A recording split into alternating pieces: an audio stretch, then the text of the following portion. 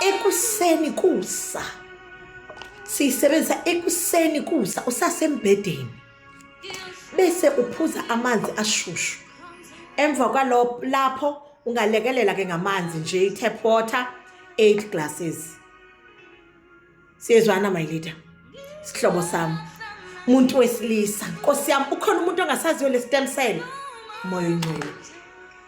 Ukhona umuntu ongasaziyo le stem cell? Kwaze kwalula nokukhangela i-prostate cancer. Sihlobo sami, jonga kaloku, khangela iminyaka yakho uba mingaphi. Khangela iminyaka yakho uba mingaphi. Uba uhlala edolopini uzukuvakashele kwamzala wakho emakhaya, uhambe uyochama emva kwendlu, ujonga uba awuzimanzisi izicathulo xa uchamayo. Uyayiva loo nto leyo? Ujonga uba awuzimanzisi, ngoba ingane yomfana mizalwa inama-stem cells awu-100%. Ngokuyikhula ayasala endleleni nama-stem cells. Kulula ukuthi ubone wena. La mntana umshintsha wena mama, khumbula. Ngeli xesha umshintshayo, makwenzekile watshiswa ngumchamo, ubetha apha kuwe esifubeni because into yakho ithe qotso. Angithi ubetha la.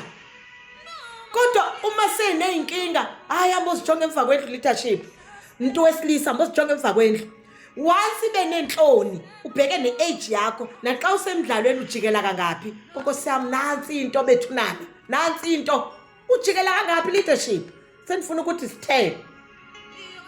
Ngoba lento yaziwa wena.